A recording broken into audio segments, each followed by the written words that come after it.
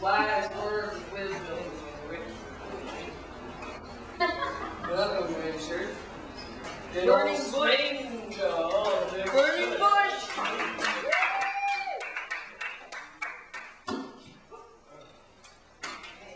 Mandela. He's doing okay these days. He's gonna work on later Telltale next. This is our new piece I Sheen Group called stuff. It's about what's going on up in northern Tibet. Where they're proposing to construct a 100-mile dam across the neck of James Bay, separating it from Hudson Bay, which is like this monstrous area. They're going to call James Bay Barossa Reservoir. It's going to be turned into a reservoir. They're going to dry up all of the streams, all the major rivers going into this area to catch all of the Arctic waste, wet water, runoff from the Arctic, send it down to the United States to make all the farmers happy.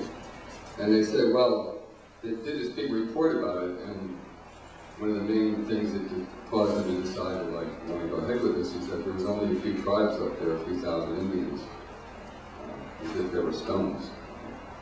So this is what's going down up there. I've been hearing the words of the premier. Yabarras his wagon is coming, talking about cheap electricity, got enough energy to burn. He's saying it straight to the lower 48. We can light up your shopping malls, condition the air in Manhattan, make mountains of snow in the fall. It's clean and it's safe. It's really okay. There's nothing going on up in James Bay. So Hydro-Quebec shakes hands with the devil and trades the flesh of the Inuit and Cree to Westinghouse and the Electric General, who sells all the power to you and me. Now the juice starts squirting through the wire, and children in warm New England houses play, and Granny sits by electric fire while hills are freezing over up in James Bay. But I'd rather hear the thwack of the beaver's tail as it echoes across the lake, or the snap of a twig under the hoof of a deer that runs through the brake, or follow to the north the caribou trail with the Cree who hunt the food on the plate. But some giant jacks are ripping the earth, cutting up rivers to flood out the plains, polluting the waters with houses of power, clearing whole forests till nothing remains. Now mothers can't breastfeed their children for the mercury running in their blood, and the salmon are swimming in circles and the moose are stuck in the mud. You've got a fist of iron, but your feet are made of clay, and you're gonna get broken if you don't stop stepping on James Bay. Meanwhile, down in the Empire State, the mountains are bare and the skiers can't wait, so electric hoses spit out the flakes in artificial winter. And in northern Quebec, there's no one around. No animal tracks are seen on the ground. You can't even hear a whisper or sound, because up in the winter, what is not dying is flying away. It's getting a bit quiet up in James Bay. Thank you.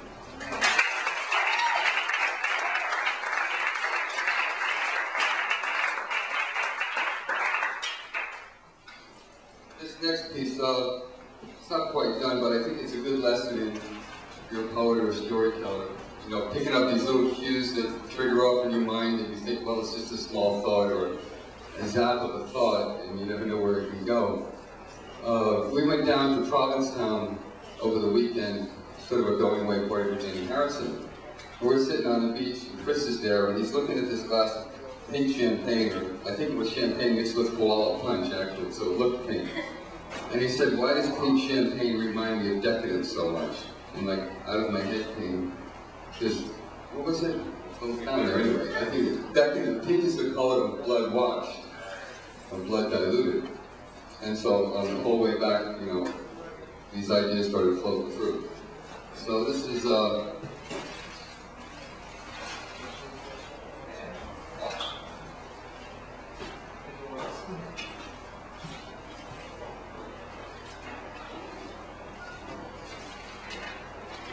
I got it here.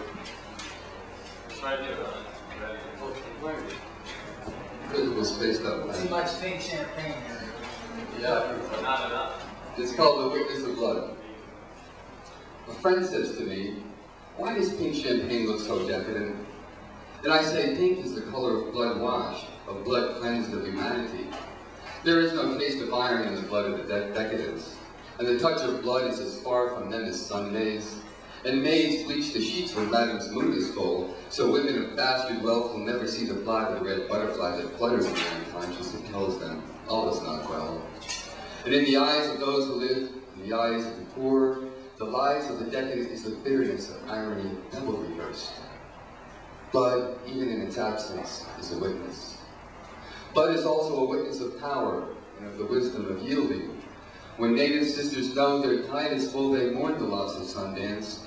Their red crest has too much to pull of undertow for their brothers. For what is a pouch of medicine to the blood of Mother Earth? It is the witness of blood. And blood has a savor, the witness of salt, as I part marsh grasses and glacers see. The sting of brine on tongue is a witness all its own. The hint of blood foreshadowed, the tang on the walls of your tunnel.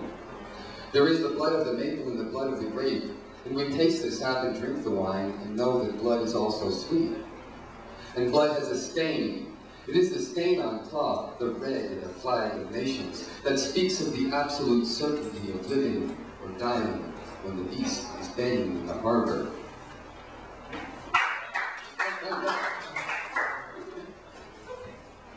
Blood is the witness of sacrifice, the acceptance of offering. And the blood of Abel's lamb mocked the fruit on Cain's altar, and so blood named his sin, the witness of jealousy. And Cain rose up and slew Abel, and blood became a voice speaking from the ground. The voice of your brother's blood cries unto me, said the Lord, and blood became a witness of murder. A preacher once said to me, blood is light fallen from grace, and blood shed the witness of failure. And perhaps this is the reason why diplomacy fails, and a man's hand is against his brother, and sons overthrow their fathers, and one generation steps on another. For what is the promise of words against the witness of the heel printed on a crushed face? The eyes of the fathers roll up white as fish bellies, and ask of their sons, why? It is the witness of blood. Thank you.